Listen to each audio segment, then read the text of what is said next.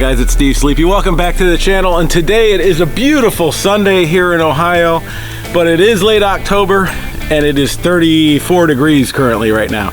But we have an errand to do that's about 2 hours away, and I could take the car, but that sounds boring. So we're gonna take the Africa Twin. And so I figured it'd be a great time to introduce some winter riding tips for those of you that have seasons where it gets colder and you still want to get every ounce of riding out before you put the bikes away. Now that being said, if we got a snow or something and there was any salt put down, because in Ohio they use salt for snow melting, I'm out. That's when the bikes go away. I ain't getting that corrosion on all my crap. And it takes several rains for that stuff to get off the road, so even a break in between there. Once the salt hits, I'm done. Okay, so what do you do to ride in the cold weather? Well, first of all, get yourself some good long things. I'm standing out here in my long johns just to show you what's going on underneath my suit. So these are from like Cycle Gear or something like that, but like they really hold the heat in. Same with this shirt. It's like a 24 below shirt or something like that.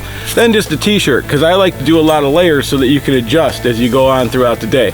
But we'll get into that more in a second. Some of the things you can do to your bike, obviously if you have heated grips, that's always a bonus. But another cheap thing from Tusk, and several other manufacturers make them, are the hippo hand style things, these guys.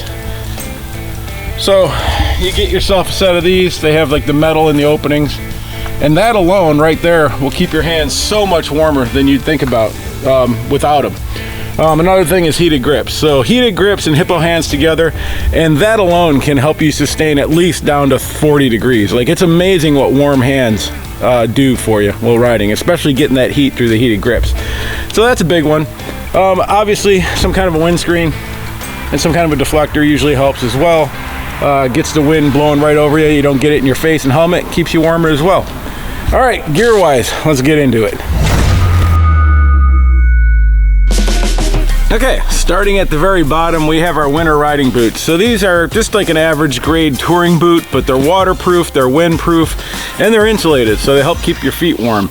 And that way you don't have to wear 20 pairs of socks where you lose the feeling of your motorcycle. So they're usually inexpensive too, because they're not a race boot or anything. So $100 usually you can find Cycle Gear or any of the other places. I'm not endorsing any brand or anything like that, but a good winter riding boot will help a lot. All right, next up we got the pants, obviously. And so these are just a touring type pants, kind of the Cordura type material, so it gives you some abrasion resistance. Has C30 padding on the inside, so you're still getting safety.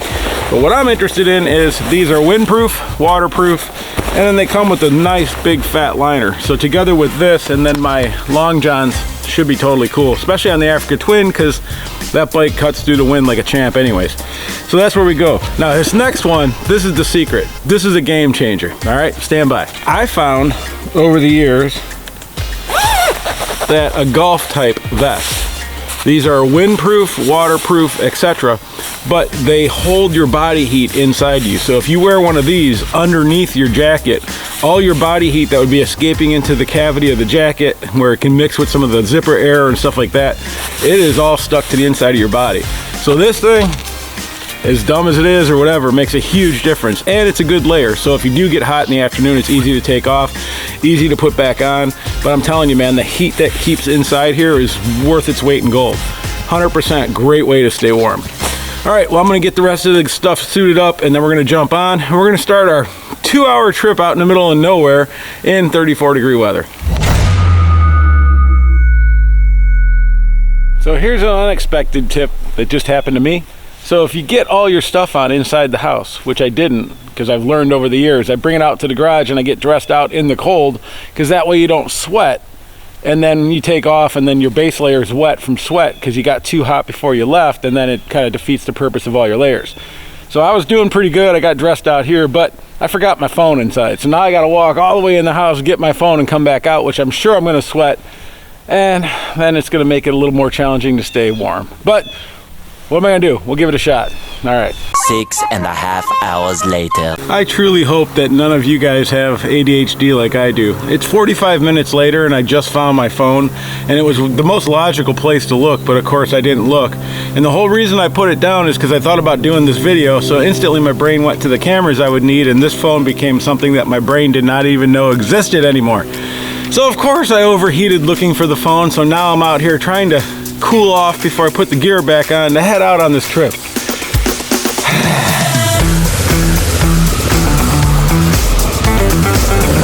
Initially the gear is working great. I don't even feel the wind except for on my face where I have the helmet cracked open.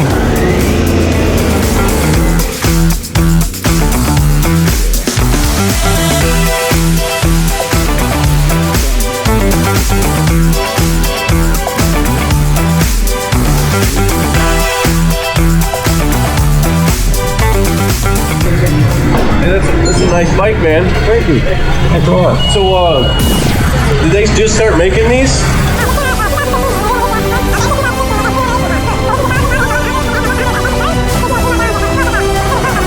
Oh yeah, man.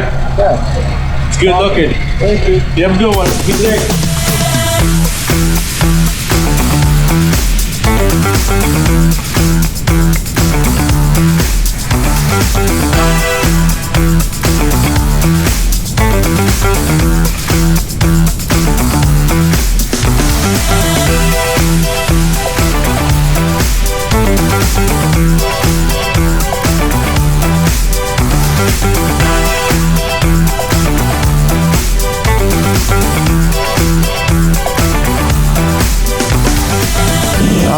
We're about a half an hour away from our destination, so we've been riding for about an hour and a half. It's up to 48 degrees, and I feel great. Nothing's really cold, nothing's chilly, all the wind protection's working. But I'll tell you, another thing that really works is the bike itself. The Africa Twin does a great job of pushing the air around you. And with the windscreen, with the little scooper thing I have on it, pushes it right over your helmet. So like, I get zero buffeting and a lot of the wind's not even hitting me. So I'm sure that helps quite a bit. The Hippo hands are working great. Between the heated grips and then those keeping the wind off the outside of my fingers, my hands are comfortable as can be. So that's a pretty huge recommendation. And they're cheap too. I think these Tusk ones were like $40. So for 40 bucks, you can get your hands pretty warm, even if you don't have heated grips. But if you have heated grips, then at that point, you're pretty much a civilized human being.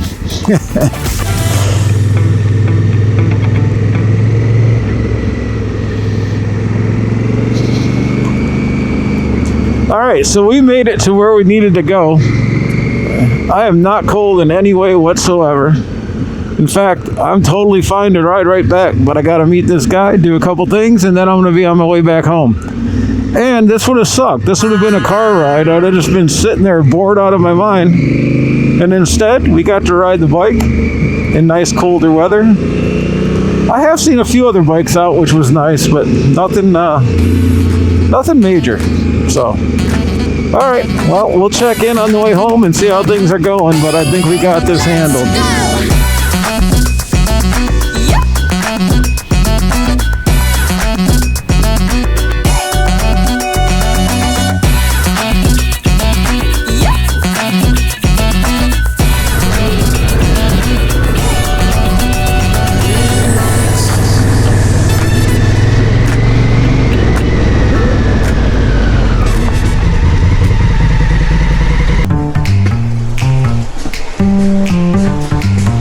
Alright guys, well, that was it. That was a nice 4-hour, 220 some mile ride out to Michigan and back. Average temperature about 40 degrees. Started out at 36, 34 I think. Got up to about 48 in some places and then back down to 38 here when we just got home. Layers worked, everything worked. And man, fall is a great time to ride if you dress appropriately. So I highly encourage you to get out there, do some riding, get some gear. And until that salt flies, put the miles in. All right, so you guys know the routine. If it works, it ain't done. See you on the next one.